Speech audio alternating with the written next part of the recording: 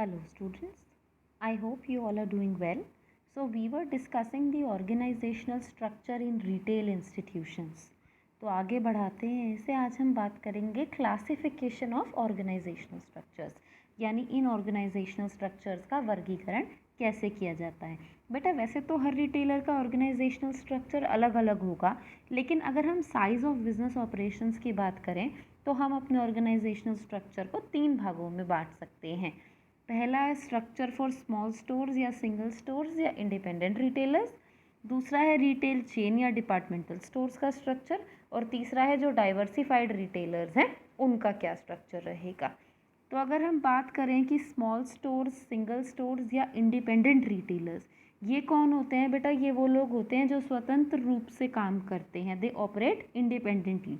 जैसे आपने देखा होगा हमारे आसपास लोकल किराना स्टोर्स होते हैं, ग्रोसर्स होते हैं, कपड़ा व्यापारी होते हैं, शू सेलर्स होते हैं, अलग अलग बुटीक्स हैं, ब्यूटी पार्लर्स हैं, फर्नीचर की दुकान है।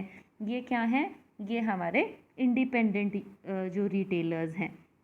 ये जो बिज़नेस करते हैं बेटा, ये यूजुअली ओनर ही खुद मैनेज करता है। ओनर मैनेजर होगा और इसको कोई फैमिली मेम्बर जो है वो इनकी सहायता करता है।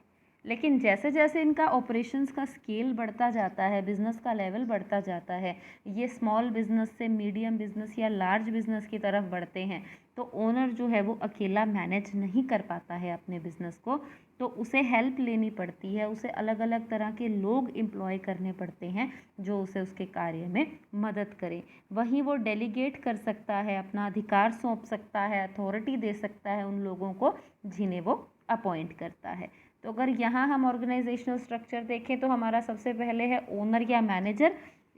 जो स्मॉल बिजनेसेस होते हैं यूजुअली ओनर ही मैनेजर होता है, वो ही बहुत सारे कार्य करता है, जैसे क्या मर्केंटाइज में डील करना है, उसे कहाँ से ख़रीदना है, हमारी ह्यूमन रिसोर्स को कैसे मैनेज करना है, बिज़नेस के दिन प्रतिदिन के कार्यों की कैसे मैनेजमेंट करनी है, हमारी मर्केंटाइज को कैसे आपको प्रमोट करना है, कैसे उसकी मार्केटिंग करनी है, कैसे उसे बेचना है, ये कौन करेगा? ये हमारा ओनर या मैनेजर ही करेगा।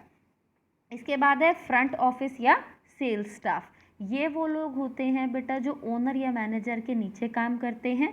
ये लोग रूटीन के कार्य करते हैं, दिन प्रतिदिन के कार्य करते हैं, जैसे कस्टमर सर्विस प्रोवाइड करना, शेल स्टोर के अंदर डिस्प्ले पर चीज़ें रखना, साफ़ सफाई करना, सेल करना प्रोडक्ट को, स्टॉक के कंट्रोल को देखना कि स्टॉक कम तो नहीं है, ज़्यादा तो नहीं है, ये कौन करेगा? हमारा फ्रंट ऑफिस या सेल्स स्टाफ।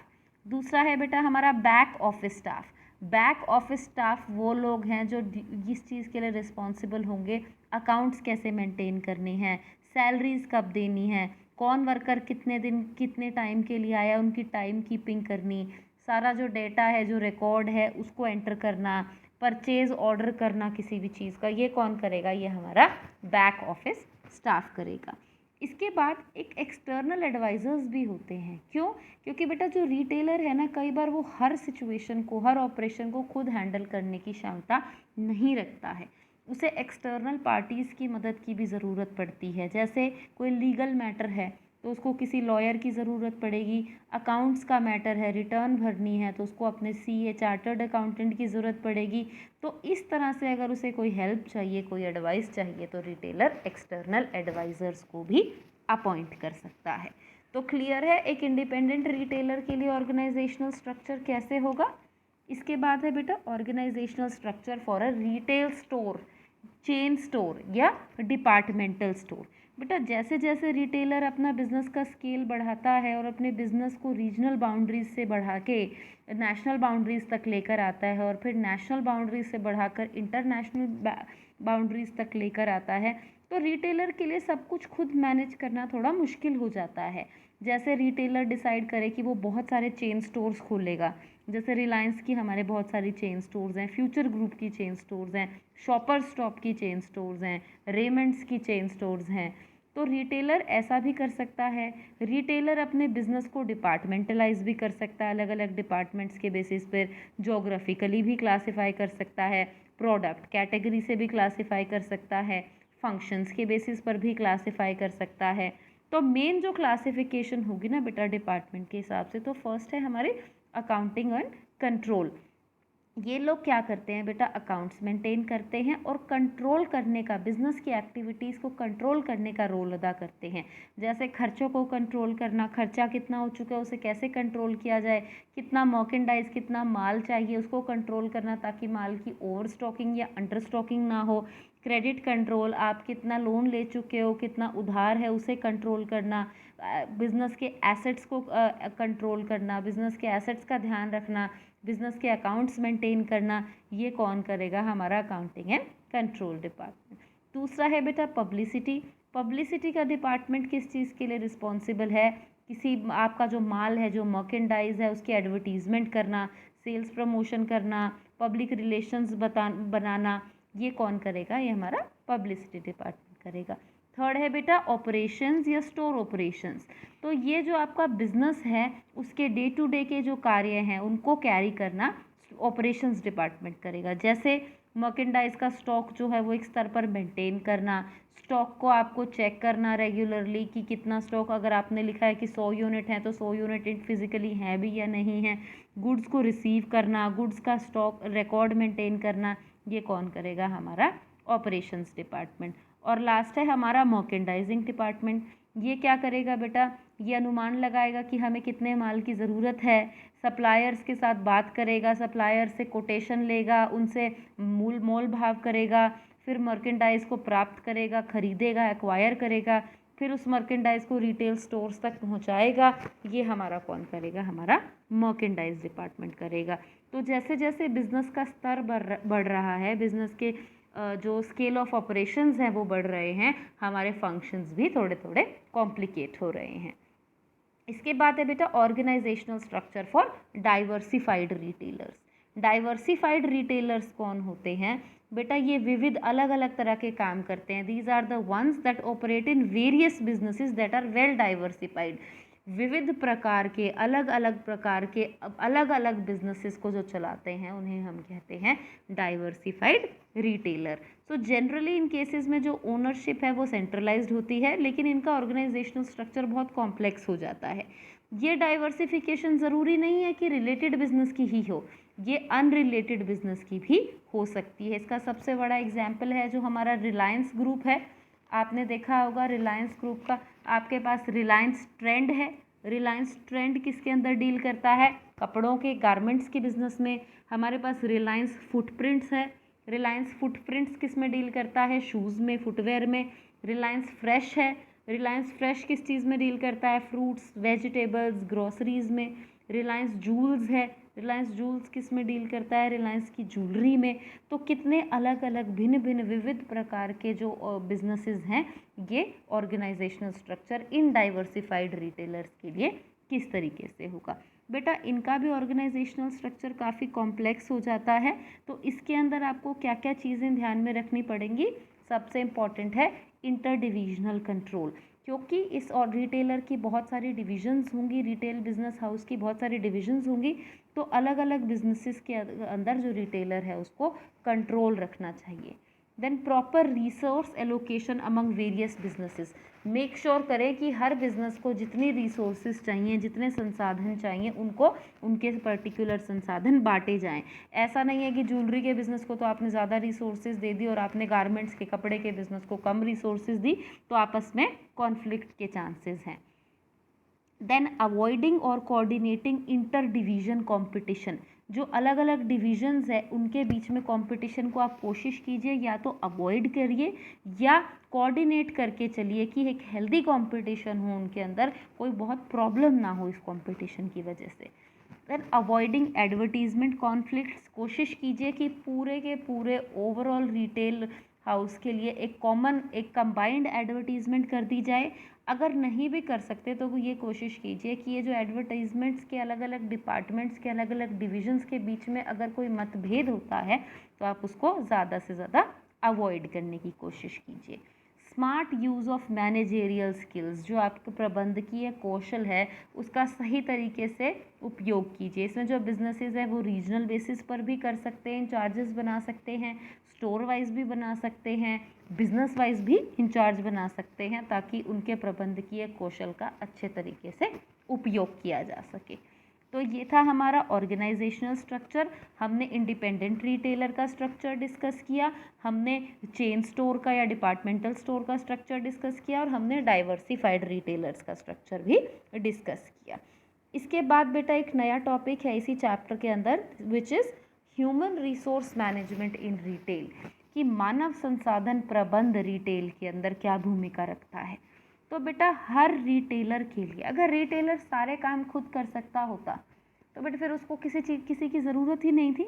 लेकिन रियलिटी में ऐसा नहीं हो सकता। एक रिटेलर हर फंक्शन को खुद अपने आप से नहीं कर सकता, उसे दूसरे लोगों की मदद की आवश्यकता होती है जो उसके लिए ये कार्य करे। तो ऐसे लोग जिनको रिटेलर अपॉइंट करता है इन फंक्शंस को करने के लिए, वो कौन है? वो हमारी रिटेलर की ह्यूमन रिसोर्सेज हैं। तो रिटेलर के लिए बहुत इम्पॉर्टेंट है कि वो अट्रैक्ट करे वैल्यूएबल ह्यूमन रिसोर्सेज और उनको अपने बिजनेस में रिटेन करके रखे। तो हमारी ह्यूमन रिसोर्सेज कौन है? ये वो लोग हैं जो एक्चुअली कस्टमर से बात करते हैं, उनकी सहायता करते हैं, उनको प्रोडक्ट बेचते हैं, उनको अपने स्टोर की तरफ अट्रैक्ट करते हैं। तो ह्यूमन रिसोर्स मैनेजमेंट क्या है? It involves recruiting, selecting, training, compensating and supervising personnel in a manner consistent with retail organization structure and strategy mix। आपको क्या करना है? आपको रिक्रूट करना है, आपको उन्हें सेलेक्ट करना है, उनको ट्रेनिंग प्रोवाइड करनी है, उनको सैलरी कॉम्पनसेशन प्रोवाइड करनी है और उनके कार्यों को सुपरवाइज करना है। ये सारी चीज़ें किस में आएंगी? हमारे ह्यूमन रिसोर्स के मैनेजमेंट के अंदर। तो बेटा आज के टाइम पे ना ये ह्यूमन रिसोर्सेज इतने इम्पॉर्टेंट हैं क्योंकि ये एक ह्यूमन टच प्रोवाइड करते हैं। रिटेल बिजनेस में कुछ अलग चीज़ लेकर आते हैं, एक नयापन लेकर आते हैं। इसीलिए एक नया कॉन्सेप्ट आया है आजकल जो हमारे रिटेल बिजनेसेस हैं, जिसका नाम है मिस्ट्री शॉपर्स। तो मिस्ट्री शॉपर्स ऐसे लोग होते हैं बेटा जो कस्टमर की तरह एक्टिंग करते हैं और रिटेल ऑर्गेनाइजेशन को विजिट करेंगे। ये आपकी ह्यूमन रिसोर्स को, आपका जो स्टाफ है जो आपने अपॉइंट किया है, उन्हें जज करते हैं कि जब रियल कस्टमर आता है तो जो आपका स्टाफ है वो कैसे बिहेव करता है, वो कैसे डील करते हैं, और उसके बाद जो भी उनकी रिपोर्ट है, जो भी उन्होंने फाइनल डिसीजन लिया कि ये लोग किस तरह से डील कर रहे हैं, ये रिपोर्ट ये आपकी टॉप मैनेजमेंट को सबमिट कर देते हैं। तो मिस्ट्री शॉपर्स यूजुअली जो आपकी मैनेजमेंट है वो हायर करती है ऐसे लोगों को जो शॉपर बनने की, कस्टमर बनने की एक्टिंग करके जो आपकी ह्यूमन रिसोर्सेज हैं, जो आपका रिटेल स्टाफ है, उन्हें जज करते हैं, उनके बिहेवियर को चेक करते हैं, उनकी डीलिंग के तरीके को चेक करते हैं। इसीलिए आज के टाइम पर जो है हमारा ह्यूमन रिसोर्स की जजमेंट, हमारे ह्यूमन रिसोर्स की मैनेजमेंट बहुत इम्पॉर्टेंट है। क्या क्या ऐसे फंक्शंस हैं, ह्यूमन रिसोर्स के फंक्शंस हैं जो एक रिटेल ऑर्गेनाइजेशन परफॉर्म करती है? सबसे पहला है identifying various roles in retail organisation. एक रिटेल ऑर्गेनाइजेशन के अंदर क्या क्या कार्य हैं, क्या क्या भूमिकाएं हैं, उनकी पहचान की जाएगी कि क्या क्या कार्य हैं, उन्हें कौन कौन करेगा, एक पर्टिकुलर जॉब के लिए कितने लोग चाहिए, उसके लिए क्या क्या स्किल्स चाहिए, आप बाइंग कौन करेगा, सामान कौन खरीदेगा, स्टोर की मैनेजमेंट कौन करेगा, टेक्नोलॉजी का ध्यान कौन रखेगा, सेलिंग कौन करेगा, मार्केटिंग कौन करेगा। इस तरह के अलग अलग रोल्स को आइडेंटिफाई करना। उसके बाद जब आपने रोल्स आइडेंटिफाई कर लिए, जॉब्स आइडेंटिफाई कर ली, अब इन जॉब्स को भरना है तो हम क्या करेंगे? इन जॉब्स पर लोगों को भर्ती करेंगे, रिक्रूट करेंगे, तो ताकि राइट पीपल जो हैं वो राइट क्वालिफिकेशन के सेलेक्ट हों। तो बहुत इम्पॉर्टेंट है कि जहाँ क्वालिफ़िकेशन की ज़रूरत है वहाँ लोगों की क्वालिफ़िकेशन हो, जहाँ बिहेवियरल एट्रीब्यूट्स की ज़रूरत है, उनकी योग्यता, व्यवहारिक गुणों की ज़रूरत है, वहाँ अच्छे व्यवहारिक गुण वाले लोग जो हैं वो सेलेक्ट हों। तो बहुत इम्पॉर्टेंट है कि आप सही पर्सन, राइट पर्सन को राइट जॉब से उसका मिलान कर दो कि जो जो कार्य बहुत अच्छे से कर सकता है उसको अपनी राइट जॉब पर अपॉइंट कर दो, रिक्रूट कर दो। तो रिक्रूटमेंट आप कैसे कैसे कर सकते हो? बहुत सारे मेथड्स हैं। हो सकता है आप न्यूज़पेपर में एडवर्टीज़मेंट दें, हो सकता है आप किसी कैंपस से, किसी कॉलेज से सेलेक्ट कर लें, आप अपनी वेबसाइट पर डाल दें, प्लेसमेंट एजेंसी से बात कर लें, हो सकता है जो आपके टेम्परेरी जो जॉब कर रहे हैं आपके ऑर्गेनाइजेशन में, आप उन्हें ही परमानेंट कर दें। तो आपके पास बहुत मेथड्स हैं जिससे लोगों की भर्ती कर सकते हैं। आप एडवर्टीज़मेंट देते हैं, लोग इंटरव्यू के लिए आते हैं, उसके बेसिस पर फाइनल सिलेक्शन होता है।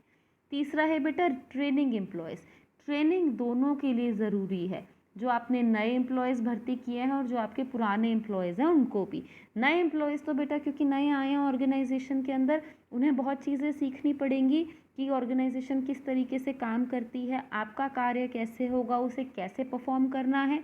और जो ओल्ड एम्प्लॉयज़ हैं उनके लिए भी ट्रेनिंग बहुत ज़रूरी है, ताकि उनकी नॉलेज बढ़ती जाए, उनकी कम्युनिकेशन स्किल में इम्प्रूवमेंट हो जाए, कोई नई तकनीक आई है तो वो उनसे वाकिफ़ हो जाएं, कोई नए मेथड्स ऑफ डूइंग बिजनेस आए हैं, इन्वायरमेंट में कोई चेंजेस आए हैं तो वो उनको जाने। इसीलिए रिफ़्रेशर कोर्सेज़ करवाते रहते हैं बार बार, ताकि जो लोग हैं वो भूल ना जाएं काम करने के नए मेथड्स को, जानते रहें डे बाय डे। तो आपने रिक्रूट कर दिए, भर्ती कर दिए, उसके बाद आपने उनकी ट्रेनिंग करवा दी। इसके बाद आपको उनको मोटिवेटेड रखने की भी बहुत ज़रूरत है। क्यों? क्योंकि अगर एम्प्लॉयज़ कार्य करने के लिए मोटिवेटेड नहीं है, इनकरेज्ड नहीं है, तो वो कुछ टाइम बाद आपका बिजनेस छोड़कर जा सकते हैं। तो मोटिवेशन आप किस तरह से दे सकते हैं? एक अच्छा वर्क इन्वायरमेंट प्रोवाइड करके भी दे सकते हैं, कार्य करने का एक अच्छा वातावरण प्रोवाइड कर सकते हैं, ताकि जो लोग हैं उनको ऑफिस आना अच्छा लगे, उनको रिटेल स्टोर पर आना अच्छा लगे, उनको काम करने की इनकरेजमेंट खुद से हो, उनको इस ऑर्गेनाइजेशन के साथ काम करना अच्छा लगता है। तो आप उन्हें एक प्रॉपर वर्क इन्वायरमेंट दे सकते हैं, आप उन्हें रिकॉग्निशन दे सकते हो, रिवॉर्ड दे सकते हो, मान्यता दे सकते हो, आप उनको कोई पुरस्कार भी दे सकते हो। ज़रूरी नहीं है कि ये रिकॉग्निशन या रिवॉर्ड मॉनेटरी टर्म्स में होना चाहिए, आप उनको नॉन मॉनेटरी टर्म्स में भी दे सकते हो, प्रमोशन दे सकते हो, आप उनको अप्रिशिएट कर सकते हो स्टाफ मीटिंग के अंदर।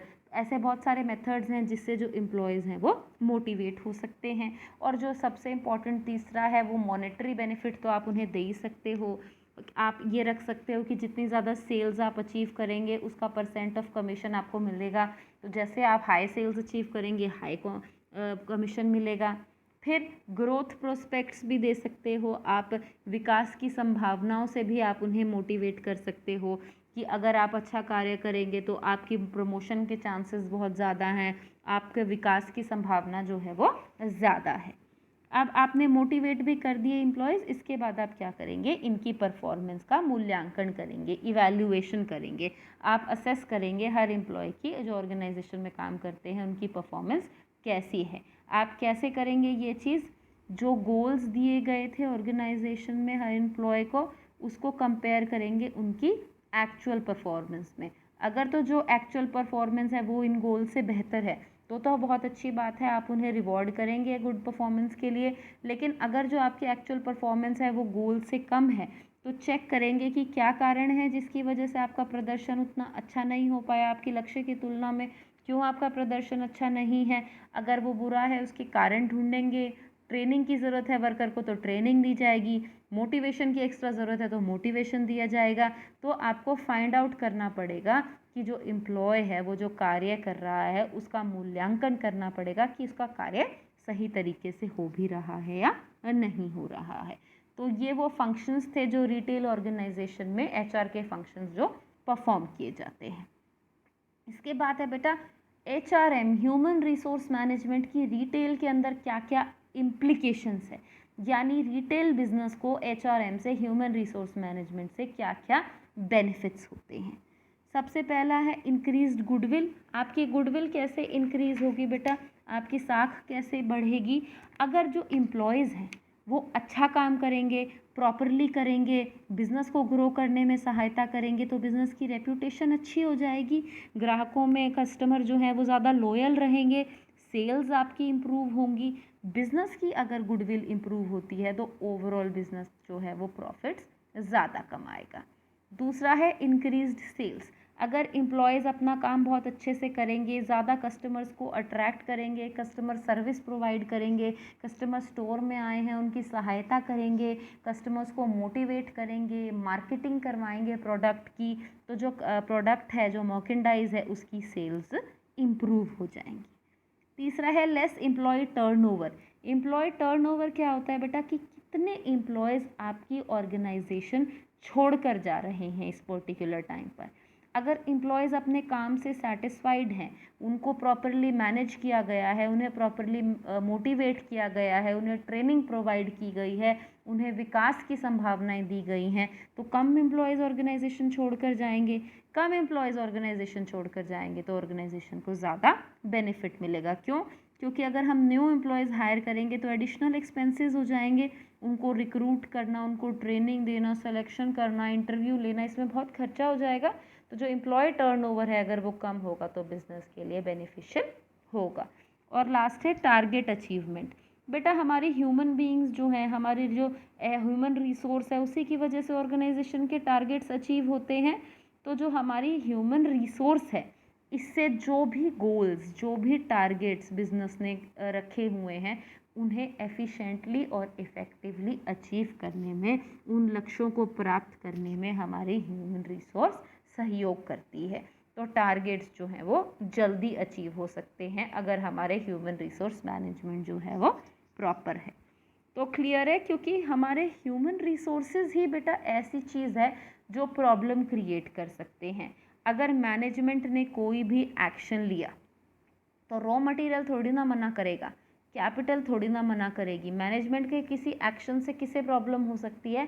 हमारी ह्यूमन रिसोर्सेज को प्रॉब्लम हो सकती है। यही वो लोग हैं जो किसी भी चीज़ को मना कर सकते हैं, विरोध कर सकते हैं। तो अगर हमारी जो ह्यूमन रिसोर्सेज हैं वो प्रॉपरली मेंटेन्ड हैं, प्रॉपरली मोटिवेटेड हैं, प्रॉपरली मैनेज्ड हैं, तो ये सारी जो बिज़नेस की प्रॉब्लम्स हैं उससे छुटकारा पाया जा सकता है।